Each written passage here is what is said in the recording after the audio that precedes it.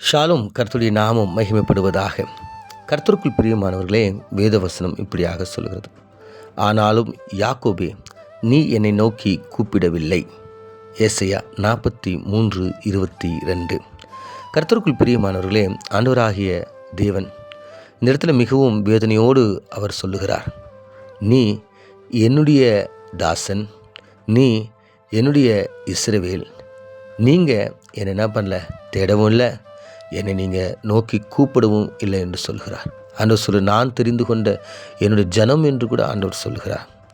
அப்போ ஏன் இவங்க கூப்பிடல, எந்த நிலையில் கூப்பிடல என்று நம்ம பார்க்கும்போது ஆண்டவர் சொல்கிறார், உன் ஆடுகளின் தகன பலிகளால் நீ எனக்கு எதுவுமே செய்யவில்லை, உன் பலிகளால் நீ என்னை கனம் பண்ணவும் இல்லை, காணிக்கைகளை செலுத்தி நீ எதுவும் எனக்கு செய்யலை, இப்படியாக நிறைய தூபம் காட்டல, உன்னை வருத்தப்படுத்தவும் நான் விரும்பலை என்று ஆண்டவர் நிறைய விஷயங்களை சொல்லிட்டு இங்கே 24வது வசனத்தில் ஆண்டவர் சொல்கிறார், உன் பாவங்களினால் என்னை நீ சங்கடப்படுத்தினாய் என்று, உன் அக்கிரமங்களினால் என்னை வருத்தப்படுத்தினாய் என்று கர்த்தர் சொல்கிறார்.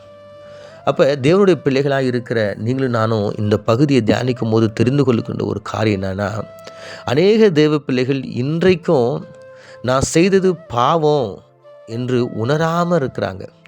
அநேக தேவ பிள்ளைகள் தன்னுடைய அக்கிரமங்களை நினைத்து இது நான் பண்ணது அக்கிரமம் அப்படின்னு சொல்லிட்டு தேவனை நோக்கி கூப்பிடாமல் இருக்கிறாங்க. அதாவது, தேவனே என்னை மன்னிங்க, எனக்கு இறங்குங்க, எனக்கு உதவி செய்யுங்க, நான் பாவம் பண்ணிட்டேன், என்னை கழுவுங்க, இந்த பாவத்தினால் உண்மை அவமானப்படுத்திட்டேன் இப்படின்னு சொல்லிட்டு கேட்காமல் இருக்கிறோம் என்று. இல்லை, நிறைய கிறிஸ்தவருடைய நிலைமை இதுதான். பிரியமானவர்களே, நம்ம பாவம் செஞ்சுட்டு அதற்கான மன்னிப்பை நம்ம கேட்காமல் இருக்கிறது தான் பெரிய ஒரு பாவம். இங்கே ஆண்டவர் சொல்கிறார், நானே உன் மீறுதல்களை என் நிமித்தமாகவே குலைத்து போடுகிறேன், உன் பாவங்களை நினையாமல் இருப்பேன் என்று சொல்லி எவ்வளவு நல்ல கர்த்தர் இல்லை.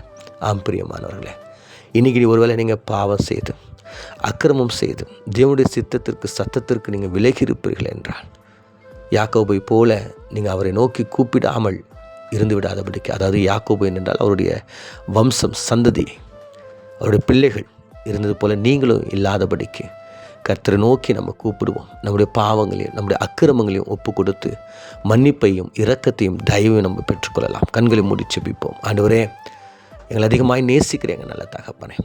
ஆண்டவரே, யாக்கோபினுடைய பிள்ளைகளாகிய ஆண்டவரே, அவர்கள் செய்தது போல நாங்கள் செய்யாதபடிக்கு உம்முடைய சமூகத்தை நோக்கி எங்களுடைய அக்கிரமங்கள் பாவங்கள் ஆண்டவர் நாங்கள் செய்யும் பொழுது உம்மை நோக்கி கெஞ்சி கூப்பிட்டு எங்களுடைய பாவங்களை மன்னிப்பு பெற்றுக்கொண்டு உம்முடைய சமூகத்தை நோக்கி சேர்ந்து ஆசீர்வாதத்தை பெற எங்களுக்கு உதவி செய்யும்படியா இயேசு மூலம் ஜெபிக்கிறோம் நல்ல பிதாவே, ஆமென்.